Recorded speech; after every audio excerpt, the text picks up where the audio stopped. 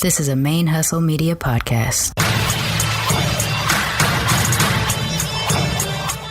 It sounds like one of the names they would have for a monarch. It's like Queen Javia the First, Black Radical Queer, among queer Negro women.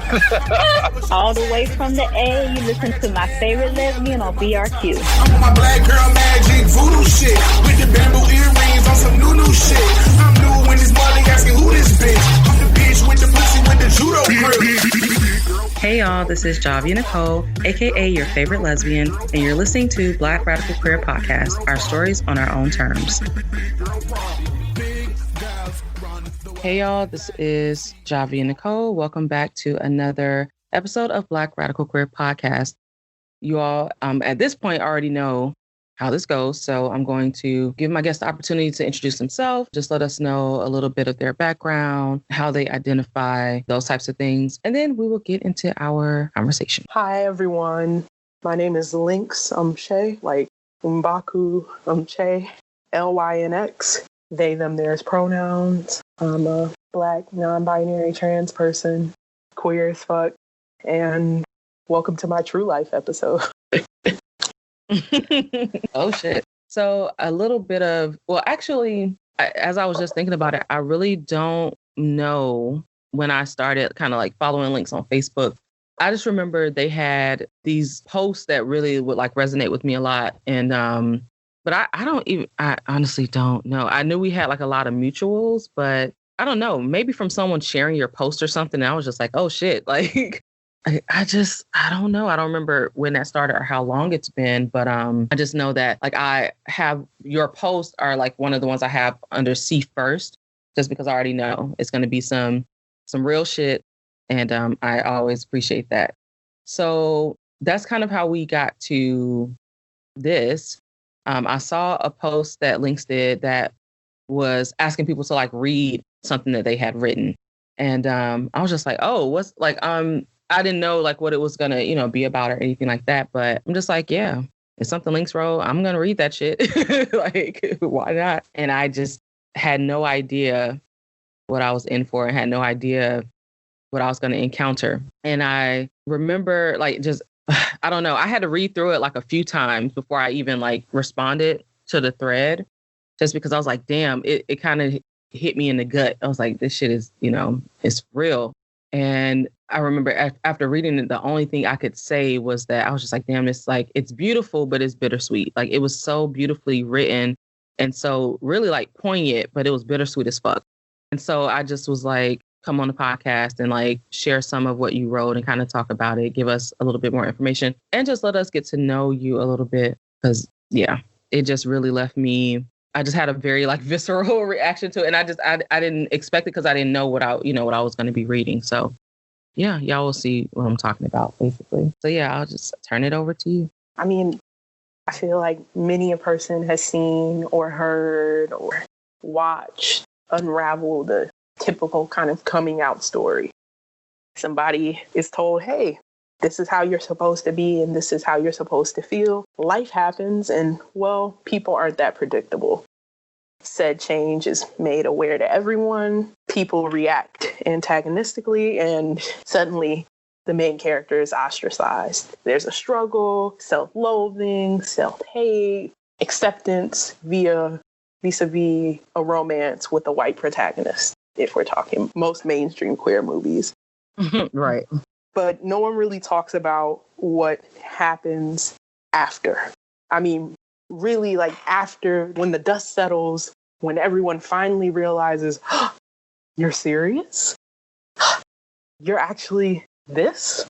This is what you're actually going to do? This is how you're living your life? And what happens when you make the choice to walk away from certain folks who may not, for lack of a better phrase, agree with your lifestyle?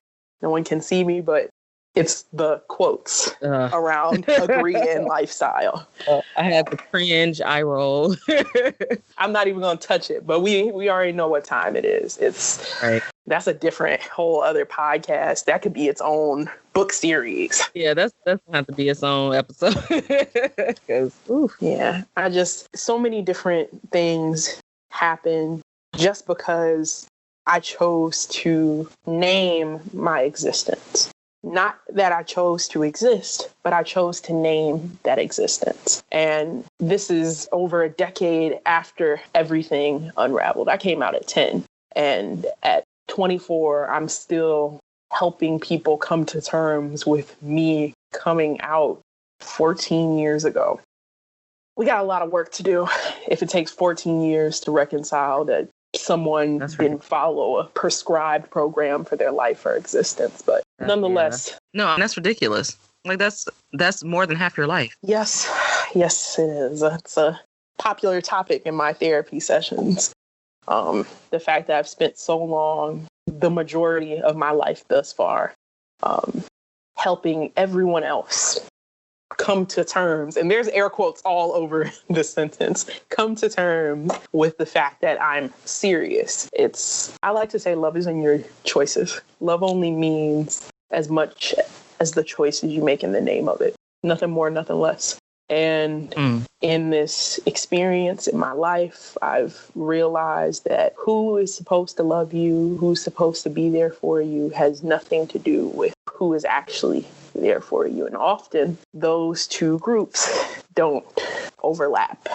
And if you're really, really, really lucky, you're born into the support system that'll get you through anything in life. For some of us, well, blood ain't exactly thicker than water. Rather, the blood of the covenant is thicker than the water of the womb.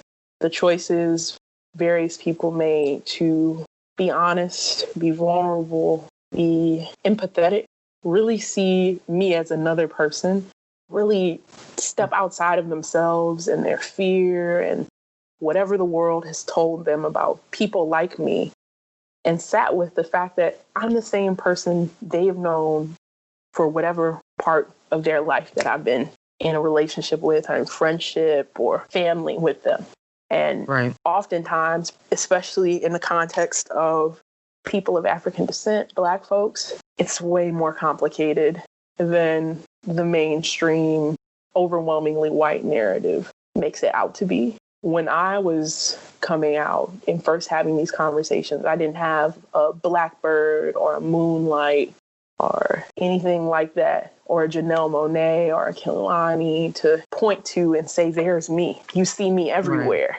I'm over here, I'm over there. I didn't have a openly happy and communicative Queen Latifah in that time.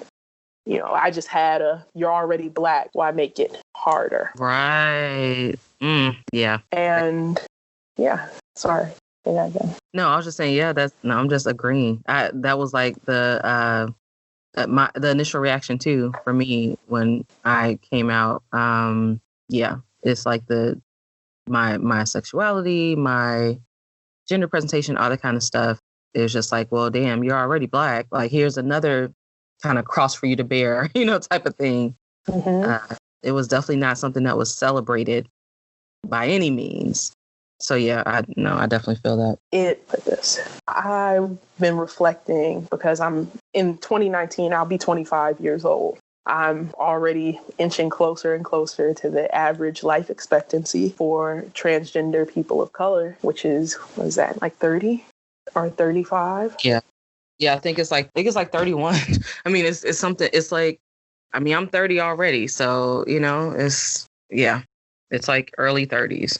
And I'm really sitting with everything that's happened in this first quarter of my life, the start of it rather. And it seems like so many things, but I'm very ready to add finality to that volume of my life, so to speak. Like if my life is a book series, I'm rounding out and ending a chapter, a volume of my life, the first book of my life, rather. And I want to end it definitively. I don't want any cliffhangers. There is no surprise twist. The surprise twist is I came out on the other end of this. Right. And this letter, which is really a text message, this is me and my mom texting each other. And this is everything above the line in my piece. Once it's published online, people will be able to see it. But the first, 4 pages of the 6-page long essay is a copy paste text message I sent to my mother. Oh. Yeah, it was, I don't know if that's the world's longest text message or not. I should probably look that up, but it Go was get a your very long coins. text. I just set the record. I mean, I don't know. Some people say you should call somebody and say that, but this was when my mom was at work. I was kind of at work. I think it's important that you wrote it, though. I think it's important that there's always been something very, very meaningful to me about putting shit in writing, put it on paper. Because I feel like you can say a lot of things, but I'm just the type of person where I'm like, action means a lot to me. And I feel like even putting something on paper is an action. It's kind of like taking it from the verbal, from in your mind, and you're making something tangible. It becomes something tangible. And so I feel like once it is on paper, the implications are different. So I think, it's very, I do think is significant that you put it on paper as opposed to just calling. Not saying a call would not have been, okay, but there's like this memorializing or, I don't know, it makes it more concrete. It's like, you're not just hearing me say it, you got to see this shit. And you're seeing it, and you're, of course, when you're reading something kind of from someone, you're reading it in their, especially if you are familiar enough with them, you're like hearing it in their voice. So you kind of get that same benefit, but you got to see it in front of you in ink. I don't know. There's something very powerful to me about that. Yeah, I agree. I wanted to make sure I could go back, reference, have receipts if needed, and kind of change the tone of the message. My mom's response, which I didn't include in the essay, was favorable. And I don't want people to think that my mom is the bad guy in the story, because it couldn't be farther from the truth. And admittedly, it took me a while to really grow out of this honestly childish anger I had towards her for not sticking up for me in the way that at the time I thought that's how you're supposed to show up. So why do you feel like the anger was childish? I think oftentimes we expect Black women in particular to bear the weight, the accountability, and the responsibility for the actions and subsequent consequences of Black men, grown adults, grown men.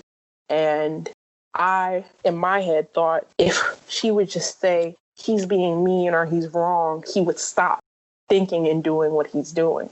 He wouldn't be doing this, or he only does this because my mom allows him to do this. That's not the case. He is a grown man. That's such a prevalent narrative, though. And I didn't even think about it until you just I've thought about it before, but not in that context until you just said it like that. That's such a prevalent narrative when in situations of abuse and, that kind of stuff, folks are like, well, you should have said something. And in some situations that is the case, especially if they knew. Mm-hmm. But in others, but I get what you're saying about kind of how that weight is placed on Black women. That's real. That's something interesting to navigate. But my bad, continue. I mean, no, it's real. It took me some therapy, anger management in particular, to really process that out and be able to communicate that. But in truth, I mean, I had my own qualms and issues with my mom at a certain point in time for things that she 110% chose to say or do, which are completely different than what my now, how I refer to him, ex-father said and did. Completely different magnitude, time span, impact, motive, all of it. But the thing that makes them completely different, the reason why I even have a relationship with my mom to this day, one, they're completely different people. Two, when I had this conversation with my mom, she said, well, what did you expect me to do? What did you expect me to say? Because she reacted as terribly as you can imagine, short of kicking me out onto the street, blaming me for my mama's death. My grandmother, she kind of raised me for the first part of my life, but died when I was 11.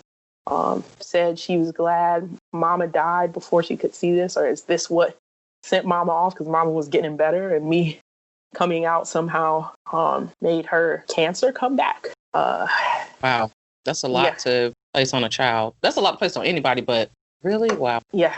Needless to say, I took it to heart, hated myself for it based on the outcome of that conversation. And that's just not even everything that was said at the time. And what was that? Like 9 years later, I finally just said it. I was like, it wasn't okay. What you said, people were like, well, what did you expect me to do? I said, I expected you to be my mother. I expected you to be my mother. You were supposed to be my mother, and you were not. You weren't there when I needed you. I needed one person, any person, to just be there. And you showed me in that moment that I was completely alone. After I had already lost the one other person in the world I loved, who mothered me, who I called her mama before I called my own mother ma. To bring her into it was unforgivable. She looked at me, turned away, went to the garage for 5 minutes. I shit you not, 5 minutes. After 5 minutes, she came back in and said, "You're right. I'm sorry. I'm so sorry. I was supposed to be there for you, and I wasn't. I was afraid. I was letting all these things get in the way of doing what I was supposed to do. I'm sorry I couldn't be there for you then. I wasn't there for you then, but I want to be there for you now if you'll let me." The rhetoric is that almost like parents don't have to apologize for things, which really infuriates me. And one of the things that I appreciate so much is that, I came out young too. I wasn't as young as you are, but I was like 14 and I'm 30 now. So, kind of similar span of time. And when I first came out, my mom was like, she was like, "I hope it's a phase, blah, blah, blah." And I was very tomboyish, and which had never been a problem until I came out. And then once I came out, I was like, oh, hell no. You can't be looking all butch and all this kind of stuff. But later on, when I was about 19 or 20, my mom came back to me totally unprompted. Like, I don't even know. We were just walking. I still remember we were like walking from the store.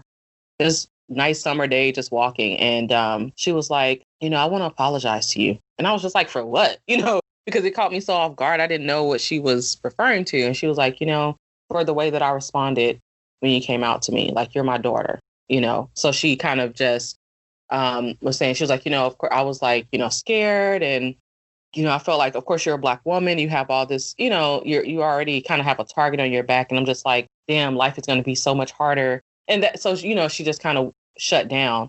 So in that moment, same conversation with my mom, right, just kind of shut. So at that moment, she was like, I just want to apologize to you because that was not fair to you. And it blew me away. And the thing is, my mom apologizing was not a new thing. Like, that's something I do appreciate over the course of my childhood. There have been times when, like, my mom, like, one time she got like snappy with me about something totally unwarranted.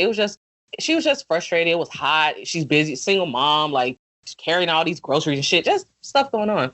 And she kind of like caught an attitude with me about something I said. That was not, she was like, I shouldn't have got, like, nothing, you didn't do anything wrong. I didn't.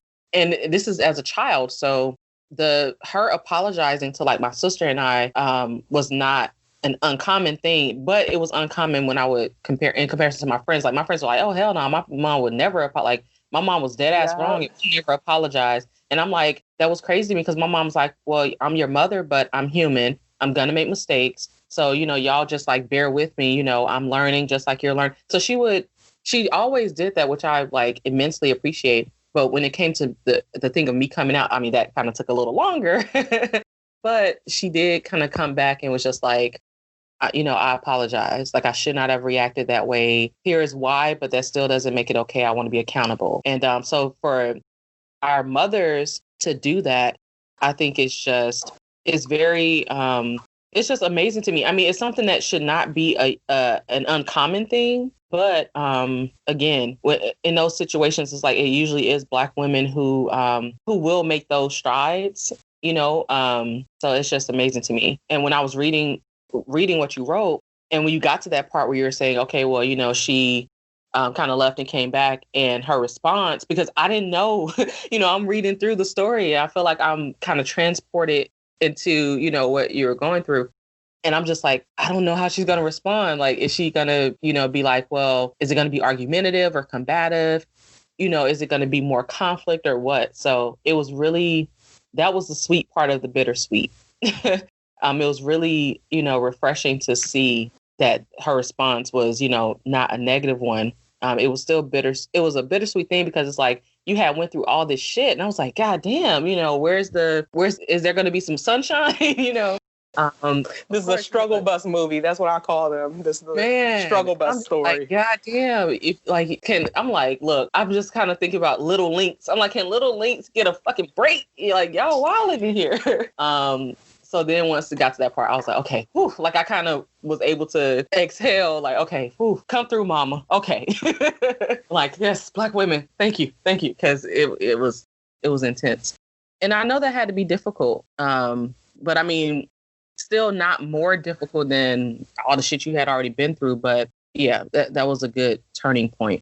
I mean, how long that was when you all had that conversation? How long ago was that? Almost 4 years. Okay. Wow. Yeah, it's funny because when all these things happened and things came to a tipping point with my now ex-father, my mom, and this is like what led to this conversation in the first place. She couldn't understand why I wouldn't just accept his apology, quote unquote, which never came. He never apologized. Why I wouldn't just call him an X, Y, and Z. I'm like, a phone works two ways. And on top of that, we're talking about a man who used satellite tracking to find me when I was 10 minutes late to curfew one day. Satellite tracking. He had a satellite image of where I was. Really? Because you're such and such, and that's exactly this video is away.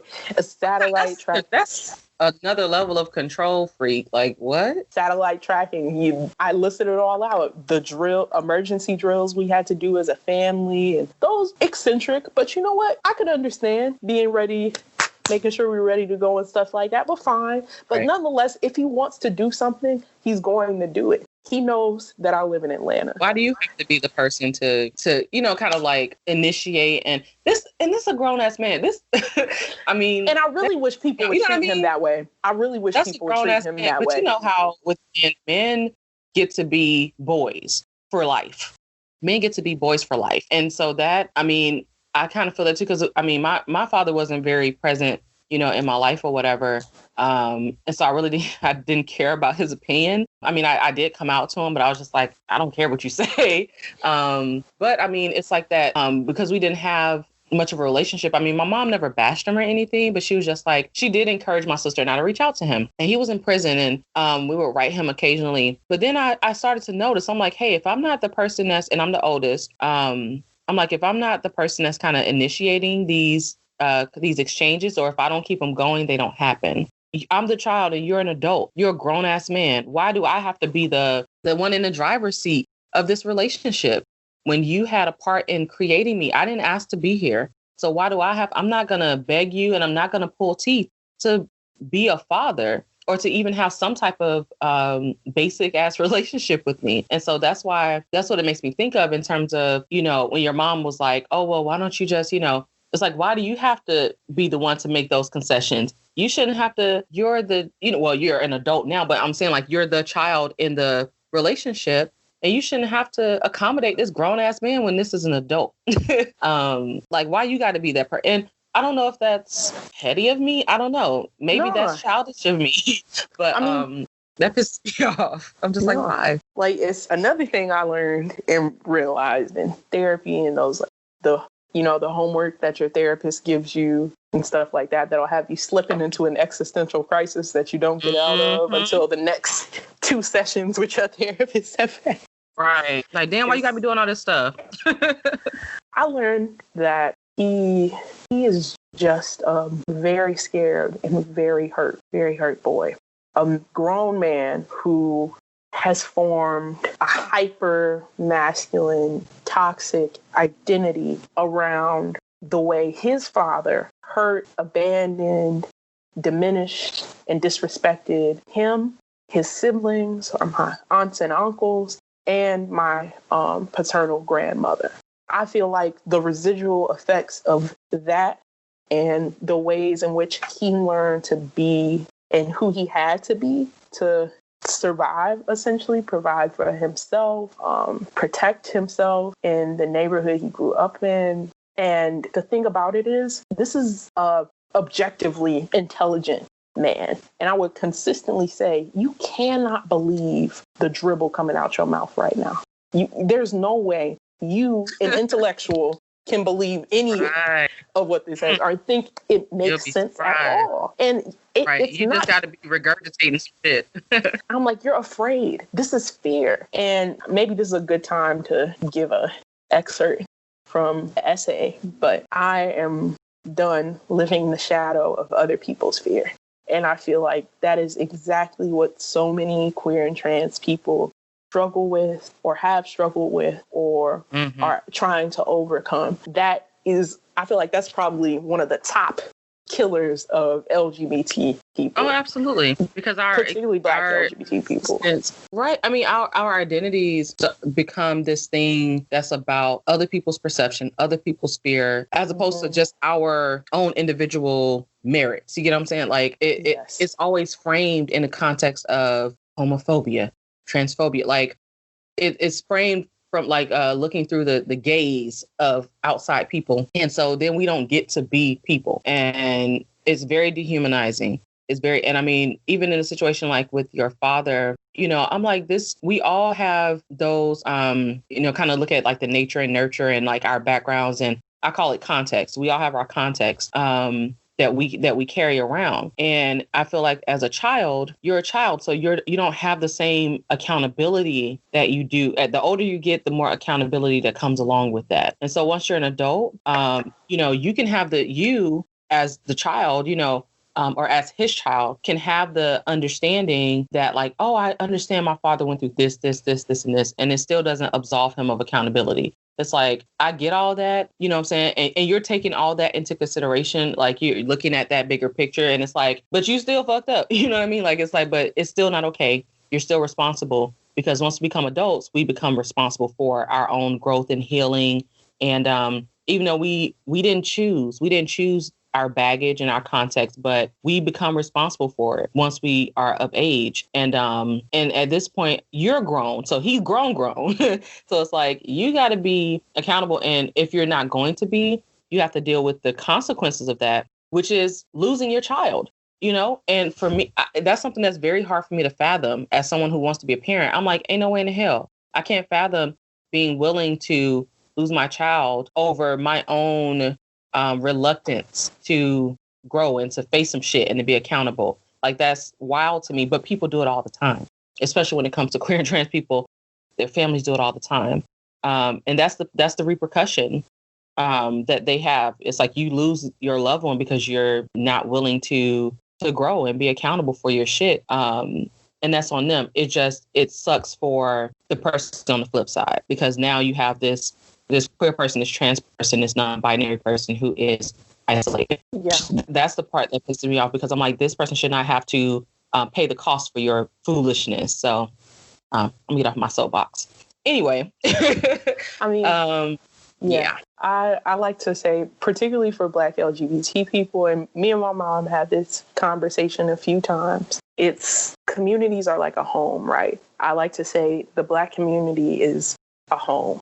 When Black folks get disrespected and dehumanized, every other conceivable space in our society on this planet, they have a home to go back to, so to speak, this Black community. As Black LGBTQ people, we often are made to be guests in our own home. If that, people debate, we get to watch people debate if we should be allowed into our own house, so to speak. And I frame it that way because that's how ridiculous it sounds. This is my house. and a bunch of people, trying not to cuss, a bunch of people are... You can cuss. I'm like, look, a fistful of assholes you don't have in a circle. Right. I'm like, you don't have to censor yourself. Of ashiness are sitting around debating if I should be allowed in my own house.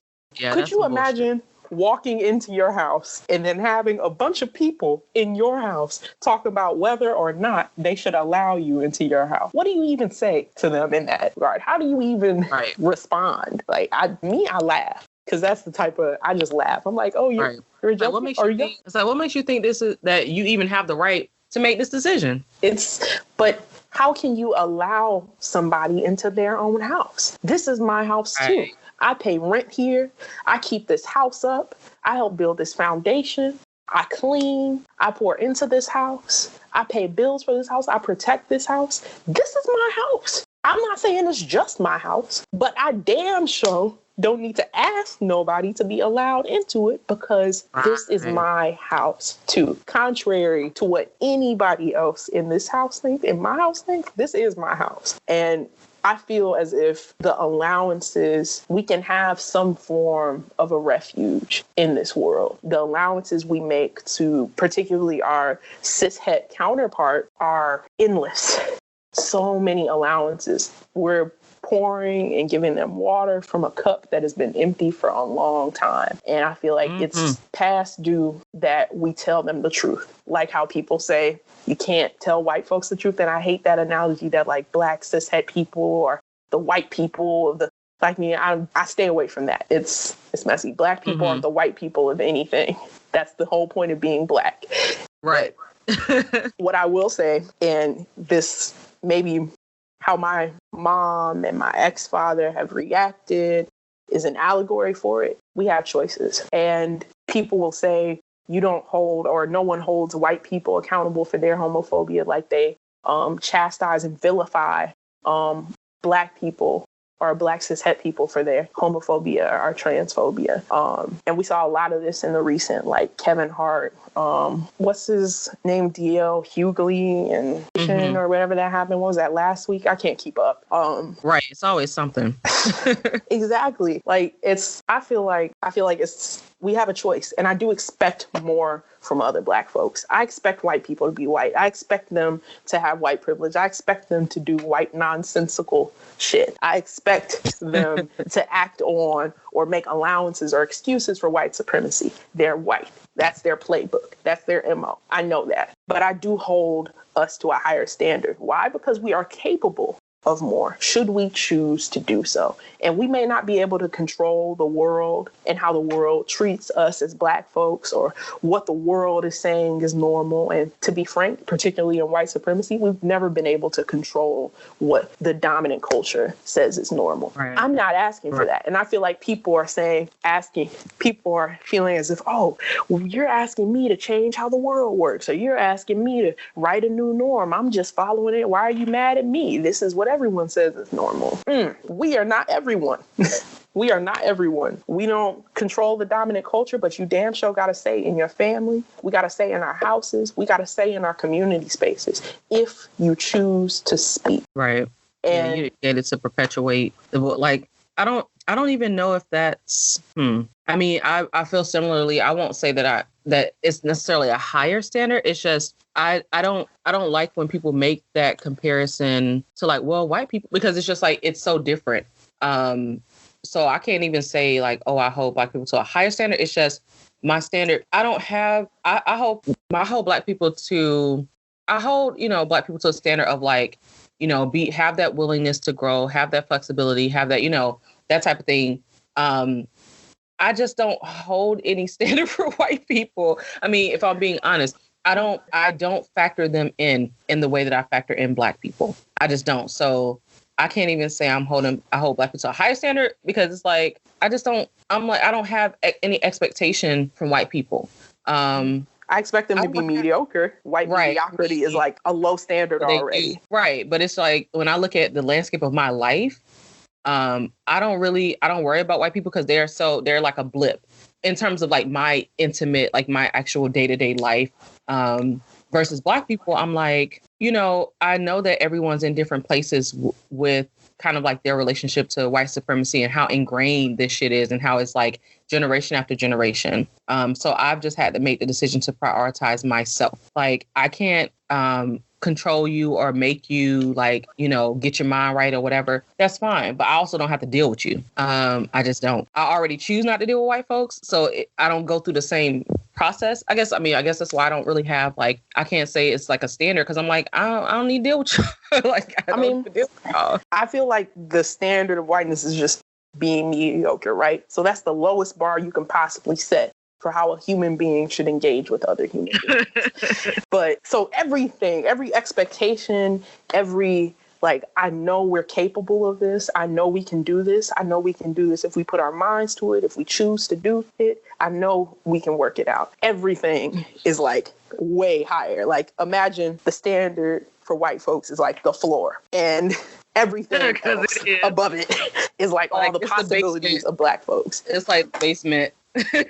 Yeah, everything else is like, oh, everybody else, you know, has the potential to at least be in the attic and, you know, white folks in the basement. To be frank, I feel like I don't have, or particularly the youth that are watching me, maybe not directly, maybe not every single minute, but there is always, without fail, somebody younger than me, some child, my reaction as a mirror that could either be a window into the possibilities of what they could have or a reflection of the crap storm that they already know life to be, you know? And the difference is in how I choose to engage or address the situation. And like you were saying, most of my engagement is with Black folks, specifically Black and brown people in particular. And I can't afford to, how can I put this, extend any more allowances. I can't afford to wait patiently while folks catch up because these babies can't afford it. And when people say protect Black babies, I know for a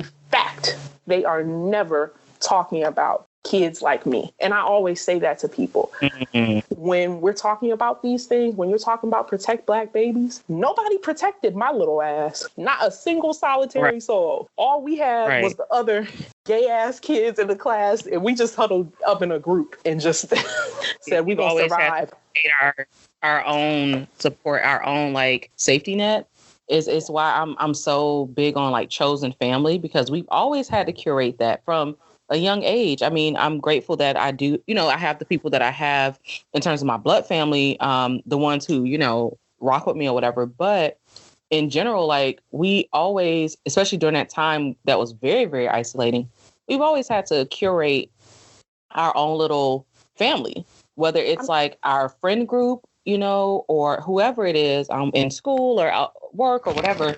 We've always had to do that. I mean, I don't like using the phrase chosen family because I feel like it's a disrespect. It's like an affront to just everything and how my experience has been with family. Like with no qualifier, this is family. They're family without question. Those folks that I share DNA with, sometimes my family are blood relatives also. But family in particular, family is family without question, without fail. And I don't even think I chose them per se. It was more so they were family because they chose to act in the form of unconditional love. That wasn't even a choice I made for them. That is something they chose to do. I chose to receive it.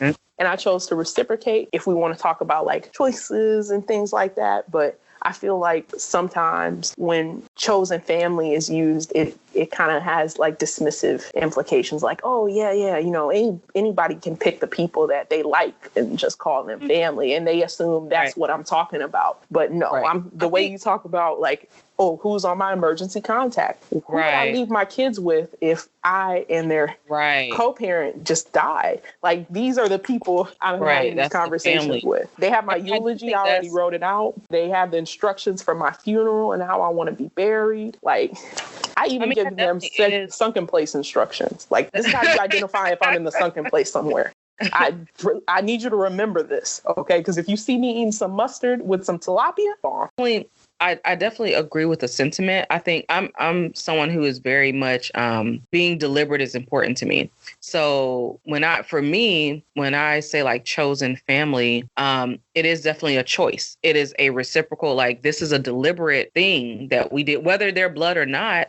Like my chosen family includes some of my blood family, and sometimes I'll say traditional and non-traditional. Traditional being, you know, my blood family, and non-traditional being the folks who, you know, we don't share DNA, but we are family. But I will say like my chosen family, just because it has been a deliberate reciprocal. There's a certain way that we've decided to show up for one another, whether we're blood or not. There's a certain way that we've decided to be present in one another's lives, as opposed to being passive, because it's not a passive. So for some people, they're like, oh, well, we're related. And a lot of times with your blood family, it is a very passive connection. It's like we're connected because of blood. And there's nothing active about it. It's not like you're putting in work. It's just like, well, that's just my cousin. And like there's some type of entitlement or obligation or whatever, strictly off the basis of blood, versus it being, hey, we're making a mutually reciprocal type of, you know, decision that this is how we're going to show up in one another's lives. It's been very, very impactful for me, because the people who are in my life, who I consider my family, it's definitely been a choice. It's been like us choosing each other. And even I say that about my wife, like our mantra is we choose each other daily. It's a deliberate, active thing. And so when I talk to people about it, I explain it to them like that, because I'm like, it's not, I don't mean, and some people do mean like what you're saying, like with chosen, they do mean it in like like it's less than, you know, but for me, I'm like, no, motherfucker, this is deliberate. Like, no, we chose. So we're making this active daily effort to be family for one another. And it's not something we take for granted. It's not something we feel like, oh, this is automatic because of blood. Oh, this is automatic because of time that we've known each other. No, it's because of how we show up for one another. But I agree, because a lot of times it is kind of a dismissive thing. Like, oh, like another way of saying friends. I feel like it's kind of people use it interchangeably, like as a synonym for friends. And I'm like, well, no, let me tell you, it's more than that. I agree. I feel like, and this is another kind of conversation I had with my mom, her watching my ex-father just saying these things to me, and the text messages, and FaceTime me and said these things to my face, so to speak, and just pretty much like disowned me in the longest, honestly, ashy soliloquy you can imagine. And she was just like, when I deal with these things in the world as a Black woman, I have my family to come back to, and they treat me as the person that I am, as a full person. Mm-hmm. But I can't imagine having to deal with that and how the world treats you every single day, and having nobody to go back to at the end of it. No place to call home. Homeless.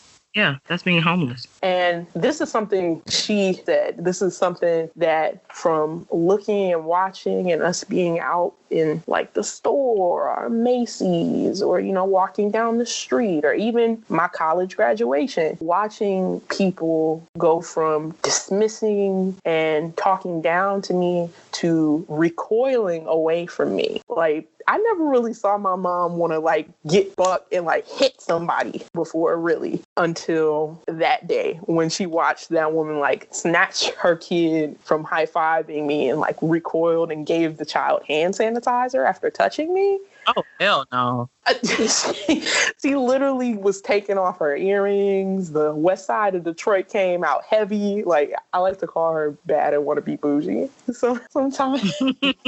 But, it came out. It was like watching Don Lemon stop code switching and bust out his teeny weeny afro and start clapping on TV. Like, that's the level of like the switch. Like, usually he's real cool, calm, collected. We'll talk about it in a different form, but right then and there she was like, how dare those people talk to you? Like, why would they treat you that X, Y, and Z? And then while she was saying it, she looked at my face. I was like, Ma, it's fine. It happens all the time. Just ignore them. And she just stopped talking and she looked around at all the other people who were pointing at me because, okay, full transparency, I don't really rep them like that, but I am a graduate of Spelman College. I was out as a trans person when I was at Spelman College. This was, I graduated in 2016. So this was from 2012 to 2016. And it was a lot. You know, we're required to wear the dress and the stockings and the heels with the makeup and that's some bullshit. You have no idea. I haven't even talked about orientation. That's a whole other podcast episode. I can fill out hours of conversation I went to a women's college and that's a whole But needless to say, I walked into graduation in my white tuxedo vest and the shirt, and I had the white linen pants with the old black man crease down the middle. Through. Y'all know what I'm talking about if you really for the culture. That like the hard crease. That sharp crease. Got that starch. Right yes. Oh, the starch was in use that day. Hey. I had like the shoes, my little like Michael Kors, little Oxfords. Like, you know, I kind of like splurged on them at all. Yes. I'm here for this look though. Come on. Yeah, and I never really wanted to take my picture before, you know, gender dysphoria, body things, the hyperpigmentation on my face, you know, scalps rising. You know, take your pick. I never really liked really looking in the mirror, let alone being photographed. Until that day, I asked my mom for like an hour. Hey, take another picture. Take another picture. Ooh, let me dab in this one. This was before white people got to dab it. Like, let me dab in this one. X, Y, and Z. I want to do this. Wait, let me give a pose. Wait, let me do the TLC thing. Like, I was just taking all these pictures, X, Y, and Z, and seeing all the people just point. The lady recoiled. Like, my mom had seen that people were staring. Like, why are people staring? X, Y, and Z. And I'm like, Mom, they're looking at me. Just pay them no mind. And she couldn't understand why they couldn't see that I was happy. I mean, she saw that I was happy, but she was most offended and upset that they were kind of ruining a very happy moment for me. And it was like, I don't know, it was like in the movies when the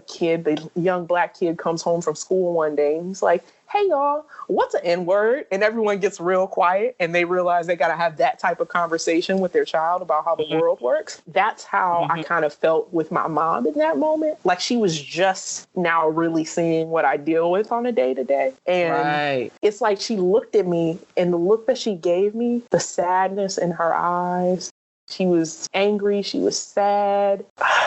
It was like a perfect mix. It's like she got it, you know, in that moment. Like the whole drama of even buying what I was wearing to graduation, they wouldn't even serve me in the Macy's in the Macy's that I was in looking for, you know, my graduation attire. And I was with my mom and I was like, where are the 38 longs? X, Y, and Z. I need these fans. They're like, oh, well, make sure you bring in your brother for who they're for and stuff. I'm like, no, they're for me. I know I'm a 38 long. He's like, well, your section is over there. And I went to the women's section and talked to me in the thing. And I was like, why is she talking to you like that? Like, you didn't ask her for all that. You asked her where the 38 longs was. I'm like, Mom, fine. We just going to go there. They pointed. They followed us throughout the store, pointed and whispered and got their other coworkers and were pointing at me. Like, I was coming out of the dressing room showing my mom what my outfit was looking like and stuff. And she saw that I was looking in the mirror, smiling. I was happy, but she couldn't help but look around. And she was wondering, like, why are these people doing this? And in that, fast forward like a few months later to the graduation. You know what I'm saying? You know how you were talking about, having that fear of like, how's my child going to be, you know, like treated by the world and stuff like that. It's like that manifesting before her eyes. Like I'm seeing these motherfuckers, like it's a fucking problem. You know, I'm ready to turn up because they're, you know, it's that coming to fruition that, you know, kind of having to really face that fear. Yeah, this is the woman who had to pay me to take a picture, literally bribe me. They're like, all right, I got concert tickets to the Slick Rick and Salt and Pepper concert. These are yours if just I can take as many pictures as I want. Like, got a bargain. You have to smile. Negotiating with you to take a damn picture. literally, I've received cash payments and everything, like a cash payment. Like, listen, if you just take this picture, you get $20 for you. Just take the picture, smile, and for the love of God, do not make that cross-eyed, like tongue out face that you be making all the pictures. I don't know. I was used to it, but it was like I had to explain kind of ironically to my mom, this is how the world works.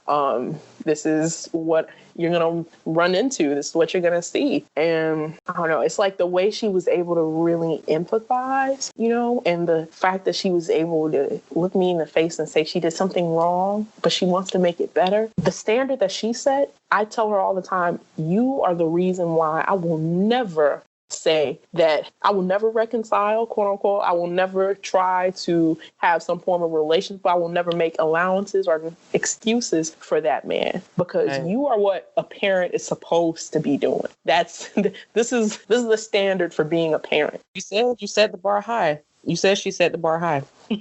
Yeah. And I told her that, and she's like, well, we're different people. I'm like, exactly. You are different people. You're my parent, and he's the first bigot I ever met. It wasn't a cop. It wasn't some white person being shocked that I knew how to read, because that happened a lot later in life. But don't get me started on that. We got like 5 other episodes just out of this conversation alone, because you're so articulate.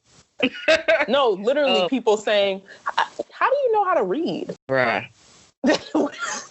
Like, for real. That's real shit. No. I won't even go there.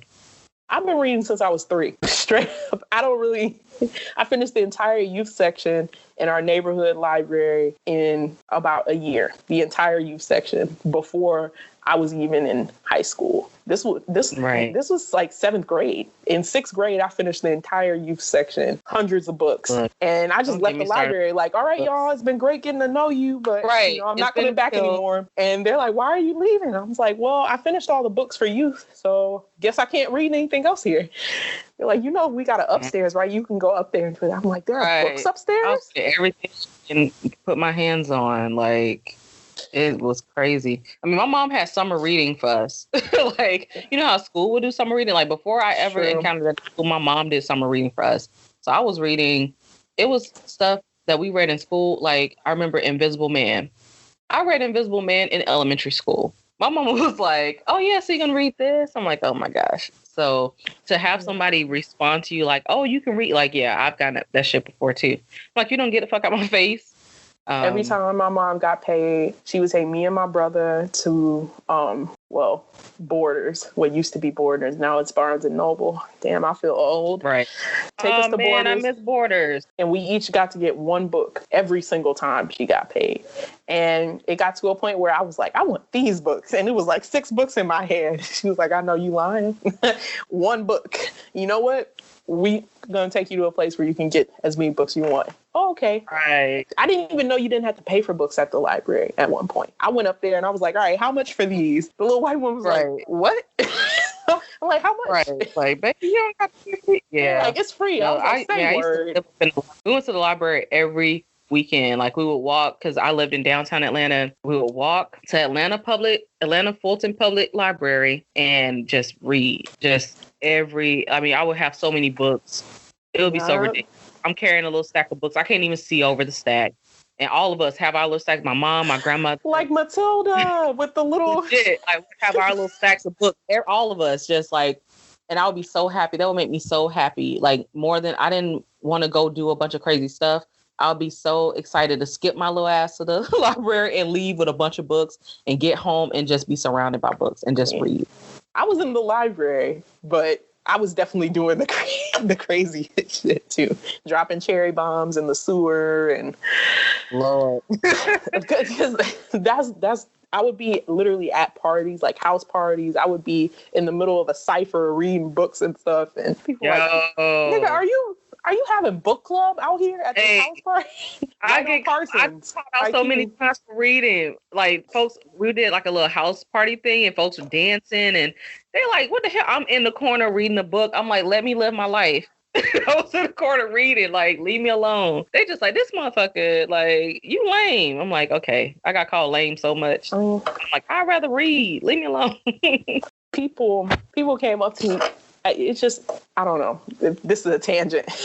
Right. But nonetheless, I feel like being seen as a whole person, it's so easy. People are like 2 steps. I always say that. Like, you 2 steps. I'm 2 steps from popping off. People are 2 steps from getting their head out their ass. 2 steps. And I feel like the literal best advice I can give to anybody, because people are always asking, especially a lot of like newer perspective parents, like Black parents in particular, will message me after reading a lot of the you can't control how the world and the dominant culture is set up. You have no control over that.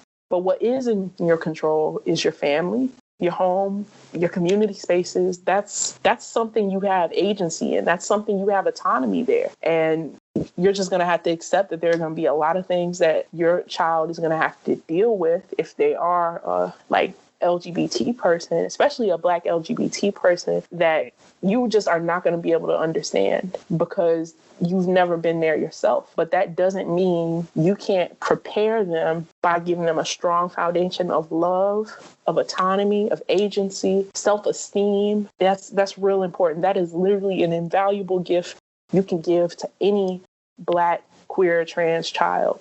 The fact that they are worthy, the fact that they deserve every single blessing that they could possibly receive, that making sure you have a child that isn't afraid to look in the mirror and smile, who can look in the mirror and smile. These are things that are so simple, but it's like what you were saying between you and your wife. It's a choice that you make every single day. Every day, every little minute, every little bit of it is important. And it doesn't have to be this big gesture. No one's expecting you to know all the words and the terms and the lingo, because my mom doesn't know all the terms and stuff. And I actively discourage her from Googling unsupervised, is what I call it, because some of the places she runs into on the internet. You can't trust all those sources. So that's why some of the things she'll say or ask me, and I'm like, where did you hear that? Who have you been talking to? Well, I was on Urban Dictionary, and I'm like, what? I was on Reddit, and that's already a red flag. no one's expecting you to know all the terms and things like that. And it's never been about knowing all the terms, but it has been about applying the same rules, respect that you extend to everyone else, to these folks too, to your child too. Don't call nobody out their name. That's Black folks rule number 1. Don't call nobody out their name. That's fighting words. You know, don't put somebody's government name on blast. Like, especially if that's not what they go by. They go by the name that they just told you. You don't just bust out with somebody's government name in a situation. Like, people will get tight about that. Same with us. You know, don't start none, won't be none.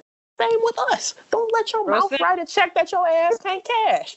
Same with us. Shut up. We're not writing no new rules. I feel like that's what people think. People have created this dissonance from individuals who have been living, existing, and struggling literally right next to them. But I like to call it like a glass closet, so to speak.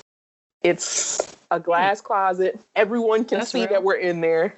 We can see that we're in there, but the people outside of that glass closet, which we never really, I feel like 100% go into the glass closet of our own volition. It's always, we're inadvertently being pushed or moved around like a chess piece in and out of that glass closet. It's like, how can you act as if someone who's been living and existing right next to you is somehow not?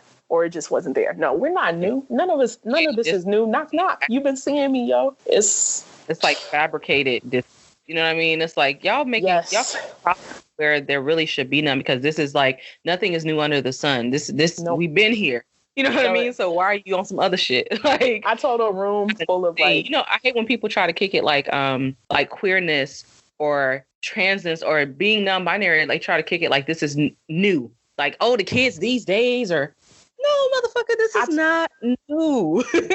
I told a support group of, they're like 50 plus Black LGBT people. So everyone in there is a Black LGBT person, 50 years of age or older. I told them that, right? That somebody said this just started with Obama and X, Y, and Z. I just read some post from Facebook. They all were silent for like 10 seconds and burst out laughing for 5 minutes straight.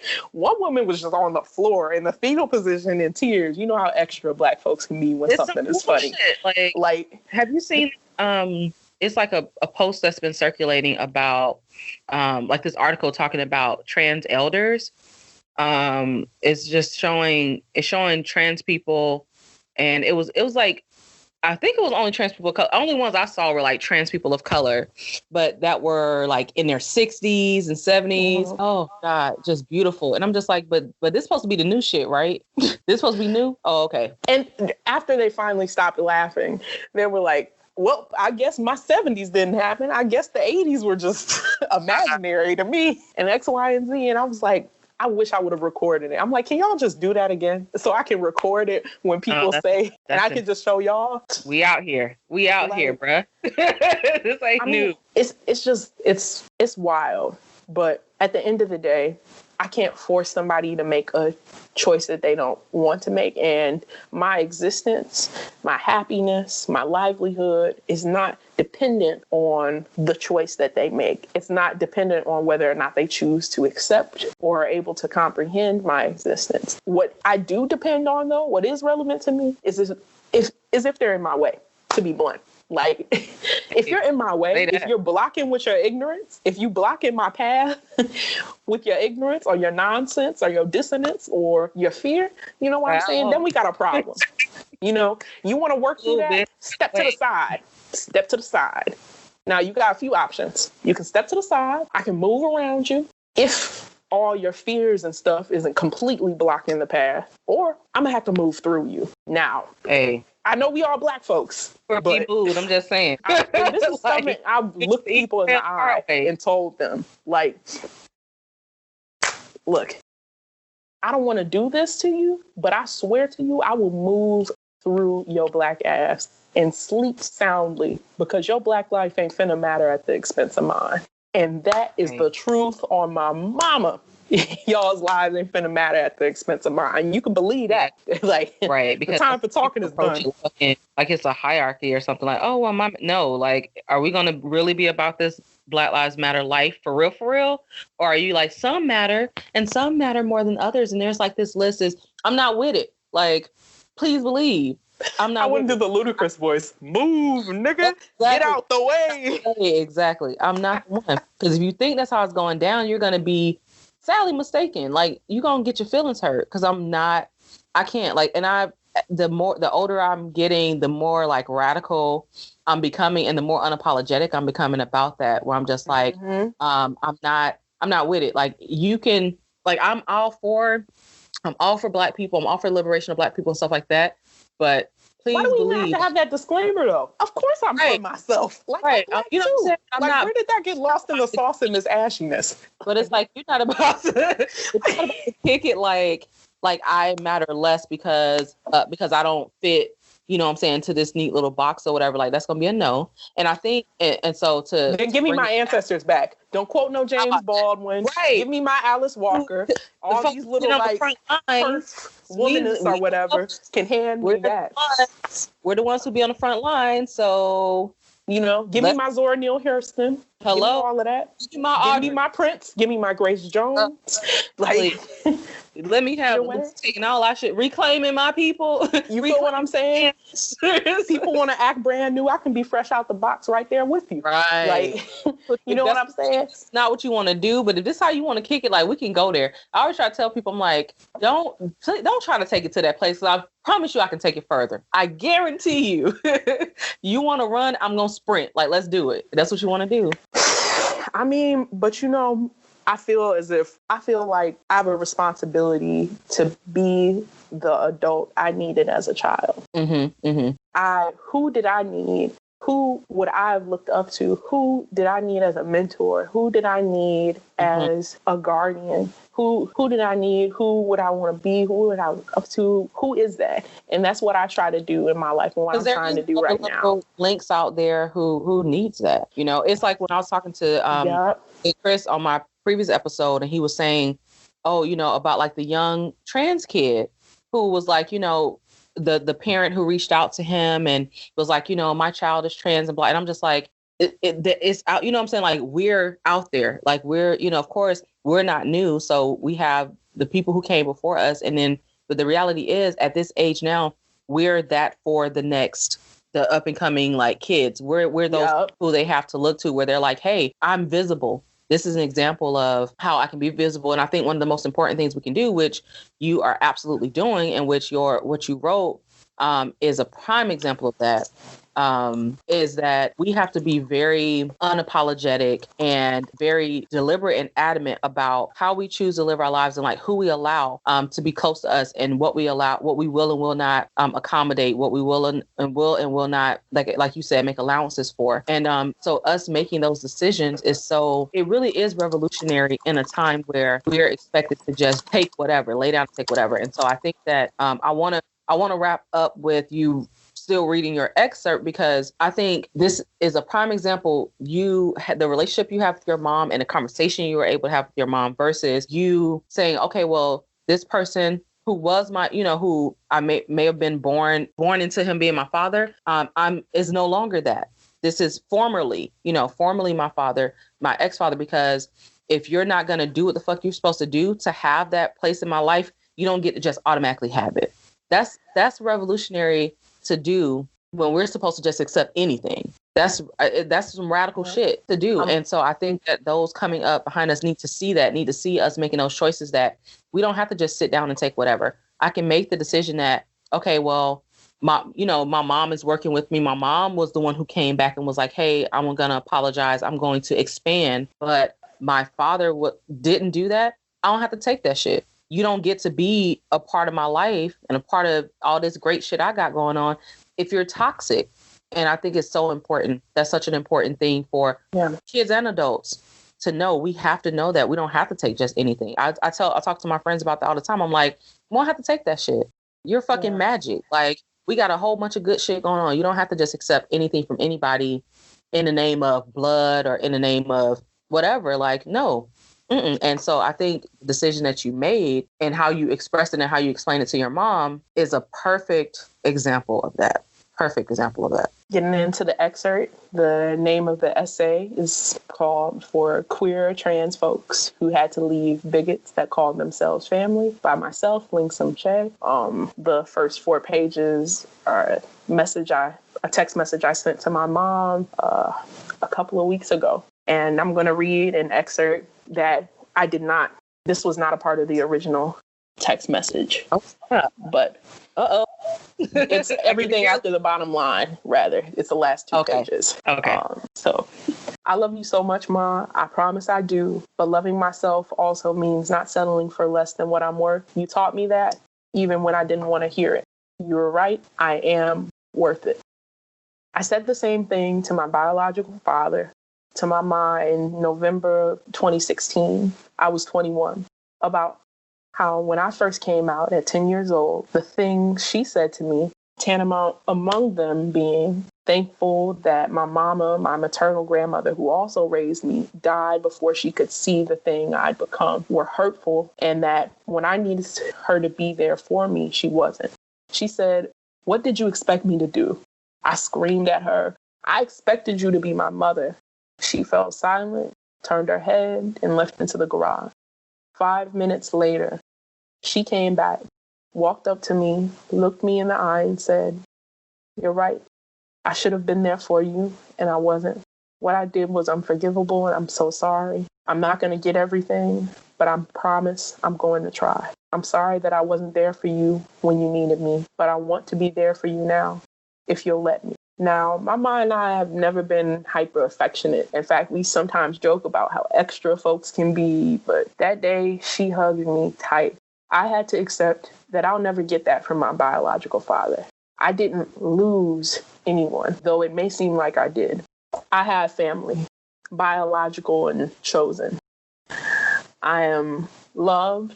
I know what it means to be family, no matter what. In that moment, I truly understood what being a parent meant. And that man was never a parent. No matter how troubled or tumultuous our relationship got, my mom, I call her Love Bug, is the best example of unconditional love that I've ever known.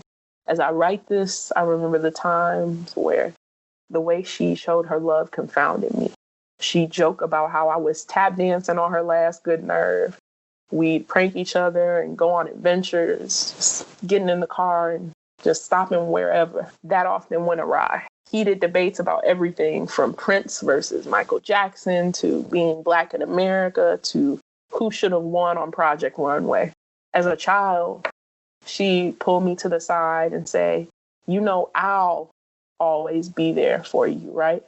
No matter what, I'm here. There are quite a few things that my mom doesn't get, quote unquote, about me, but on a deep level, she sees and understands even when she doesn't get it firsthand. To the kids or adults going through it in their own way, I want to say you're worth it. Life is never perfect and often won't be easy, but you deserve life and all that comes with it. It may not come today or next month, but the possibility of life is always there.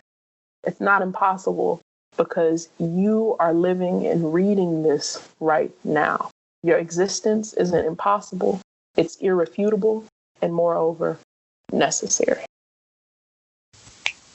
I'm trying to snap in the mic. Yeah. I think what I wanted to point out before we do any plugging or social media stuff, I really, really, really wanted to start out the new year because this is going to be the first episode of 2019. What?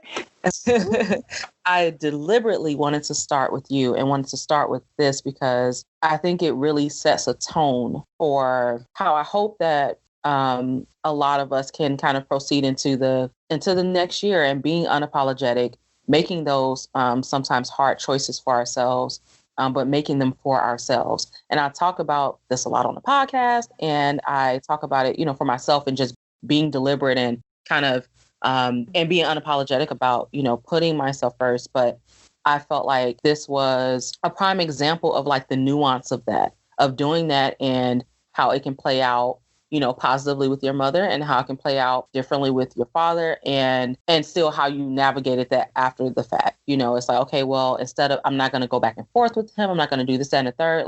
I'm going to make this decision for myself. And so I think it's a very powerful sentiment and something to go into the year with, because we do, it's our right to be kind of in control of our identities and in control of our lives and ourselves, and to make those decisions for ourselves and not have to apologize for them and not feel like we always have to be the ones to be like clay and kind of bend and mold around other people's shit and their fears and their bullshit. We don't have to do that. And so that was really, after reading what you wrote, I immediately was like, this is what I want to have as the first episode, because I planned to do something different. But I was like, nah, let's scratch that. If Lynx is willing to be, if they're willing to be on the podcast, then this is what I want to do.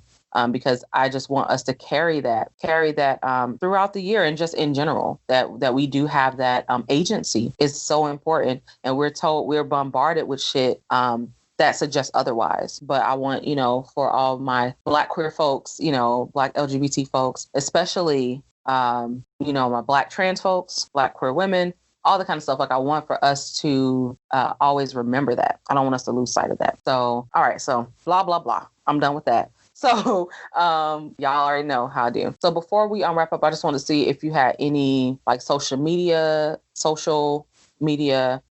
handles or stuff that you want to share, or where can people, if they want to read, is it possible for folks to read the whole letter or those kind of things? The essay is not published online at the moment. I'm shopping it around, pitching it to different publications. Shameless plug, Publish the Kid, instead of just talking about trans people, have an actual trans person talk. Mm-hmm. message. But anyway, Oh man. It's not published online right now, but you can follow me on social media. I'm Blurred Senpai. It was clever at the time. Don't judge me. I'm Blurred Senpai on Twitter. No judgment. BL. You might have to spell it, yeah. BLERD, as in Sally, E as in Edward, N as in Nancy, P as in Peter, A as in Apple, I as in Iverson. Blurred Senpai. Okay. On Twitter. And I'm LM as in Mary, C as in Charlie, 724 on Instagram. Those are the best places to kind of find me, since I don't really post on Facebook anymore, on my personal page rather. Instagram or Twitter are the best places to reach out. I also am a freelance web designer and graphic designer. So shameless plug. I have some articles, some op-eds published online already. Just Google my name and those will come up. Talked about the infamous decolonizing beef, the infamous Umar versus General Seti beef about who was quote unquote king consciousness. See, before it was who's the king of R&B. Before that debate, it was who is King Hotep. Hotep King. Because there's ranks and mages and generals and princes and yeah, for real. It's like really weird. It's like Dungeons and Dragons. Thank you for having me on here, though. Thank you. It was definitely awesome. I'm glad that we were able to coordinate. I'll make sure, as you all know, I'll include Lynx's info in the show notes.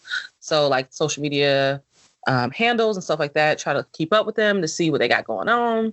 Be all up in their business, slide in the DMs and give them some coins. I let's feel do that. Like somebody's watching me. Well, let's do that. Let's run the coins. Thank you all for tuning in. Happy New Year, because first episode 2019, and that's it, y'all. I mean, this is what we do. So I'm out until next time. Bye, y'all. Black Radical Queer Podcast is all about intersectionality and Black queer folks sharing our stories on our own terms. We navigate an array of identities, and BRQ is an outlet where we can see the spectrum of those identities reflected, explored, and celebrated. Black Radical Queer is a ManeHustle Media podcast hosted by Javia Nicole, produced and edited by Charmaine Johnson. Music is by Publicity. You can find us on social media by looking up Black Rad Queer. It's BLK RAD QWR. We are on Facebook as well as Instagram and Twitter. Same handle regardless, at Black Rad Queer. BLK RAD QWR. We also have a Facebook discussion group that's just called BRQ Discussion Group. And you can also listen wherever you get your podcasts. So we're on iTunes, we're on Spotify, Google Play, all those types of things. And we have, our home base that's on Libsyn, so you can listen on there as well. Thank you so much for tuning into this episode. Make sure you come on back around next week to see what we have for you. And all right, y'all, I'm out.